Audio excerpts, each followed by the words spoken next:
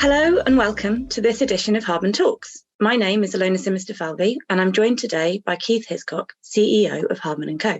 Keith, you've just published a paper jointly with Quoted Companies Alliance about retail investor engagement. Why have you chosen now to write about this? Thank you, Alona. Well, two principal reasons. So firstly, there's been a change in attitude towards retail investors by regulators and companies. And secondly, the ways in which companies can engage with retail has changed dramatically through the pandemic. So if I go in a little bit more detail on that, so if I look at the attitudes towards retail, I think I could sum up the way that retail investors were often treated by companies in the past. They were essentially a nuisance. They owned very few shares directly. It was hard work trying to look after them or engage with them, and they asked annoying questions at AGMs. But always, the corporate governance codes have stressed that companies should treat all investors equally. If you take the QCA code, for example, there's a clause that says the board must ensure that the company has effective lines of communication with all shareholders, engaging in positive dialogue with both institutional and individual shareholders. So that's always been the case. But more recently, the Treasury, Her Majesty's Treasury, commissioned a report from Mark Austin, a leading corporate lawyer, to look at secondary fundraisings. And in it, he says it's also important that retail investors are involved as fully as possible in all types of secondary fundraisings, including placings. And the QCA and Peel Hunt, a leading broker, together for many years have conducted surveys. And if you look at the questions they've asked about engagement over time, it's clear that there is a greater emphasis upon engagement. So why do you think these attitudes have changed? I think there are three principal reasons why attitudes to retail investors have changed. The first is that they're becoming a bigger pool of capital. More and more individual investors are managing their own money and not just investing in funds. So, for example, there's been a big growth in self-invested pension plans. And in some parts of the market, they've become very important investors. So in AIM, for example, they own 37% of the share capital. The second reason why I think attitudes have changed is liquidity. Post the events at Neil Woodford's funds, there's been a lot more emphasis by professional investors upon liquidity. Regulators, compliance officers are paying much more attention to that sort of thing. And so, a company may qualify for somebody's fund on lots of grounds, but if they haven't got liquidity, the fund manager probably won't be allowed to buy it.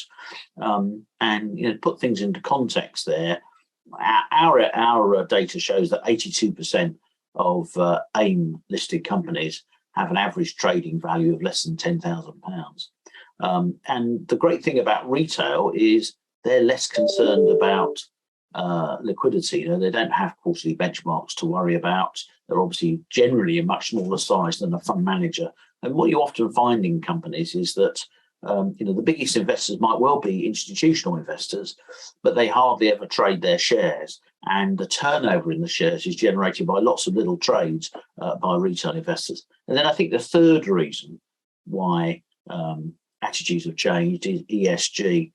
In the past, retail investors were a big disadvantage to institutional investors in terms of the opportunities to talk to the management of a company, to learn what's going on, just to have almost basic information, frankly. And so companies are saying, well, engaging with retail investors is part of my ESG agenda. And so these retail investor events, have they become more common? Well, that's what everybody thinks is the case. I hear lots of people talking about it, but until we put this data together, nobody actually had any proof of that view. And we put this data together because it's in a way the easiest way of measuring increased engagement with retail investors. So what we've done is we've compiled the data for events to which retail investors were invited from the leading providers. They're mainly virtual events. Now, obviously, the pandemic has forced everybody to become more acquainted with Teams and Zoom, which would probably otherwise have taken 10 years. And so we all know how to use that now. And thus, putting on an event for a whole bunch of retail investors, a virtual event, has become much easier than ever it was. So what are the facts? Well, the facts are in 2019, the last full year before the pandemic hit, there were in total 556 such events from the data that we've collected. In 2021, which was a year of near full pandemic, there were 1,231 events, so more than doubling. And in the first half of this year, there were 671. There's no reason why you shouldn't double that for the full year, which means it's up about another 20% this year.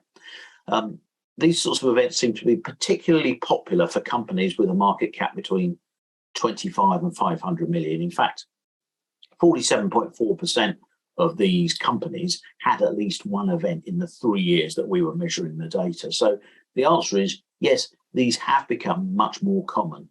And what has the impact on liquidity been? Well, this is critical because it's wonderful engaging with retail investors to meet your ESG agenda and all the rest. But one of the clear reasons to do so is to improve your liquidity. So one way of measuring that was we looked at all those companies that did not have an event at all in 2019. And we're going to measure with liquidity by looking at the percentage of the shares traded in the year. And the number of shares in issue we take as an average through the year. So those that had no event in 2019 and neither did they have an event in 2021 saw an 11.4% improvement in their liquidity, i.e. the whole market saw an improvement in liquidity. And then in a sense, they're the control group. So whereas that group was up 11.4%, those that had one or more events saw a 21.6% improvement in their liquidity, i.e. twice as much. So it's clear that, although you can't prove any kind of causation, it's clear that liquidity has improved for those companies that had events. Are there limitations to these retail investor events? Well, I think there are certain things that I guess its managements need to bear in mind. So first of all, some investors are wary about the CEO and the CFO telling a story. They might be considered biased, particularly if they've got big share options or shareholdings in the company. The second thing is that I hear lots of people say, oh, well, who's the best person to tell the story? It's the CEO or the CFO of the company. I've spent 40 years in the capital markets, and I disagree. The CEO and the CFO know their business better almost than anybody else. They know the competitive position, etc.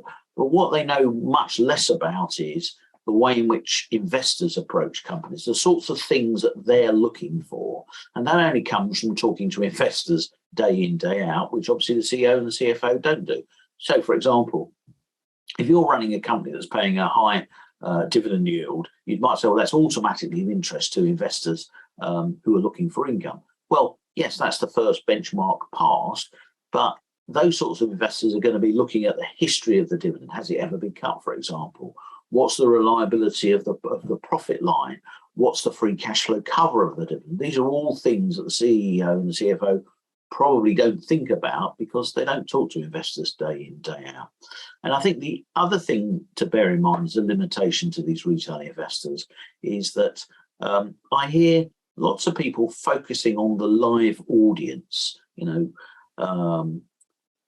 telling us how many hundred people are on the call or whatever. And, there's nothing wrong with that at all. That's a perfectly good benchmark. But I think the evidence is that more and more the impact on investors comes from the post-event distribution, because what's happening for investors looking and listening to webinars is the same as what's happening in broadcast television, i.e. they want to look at it in their own time.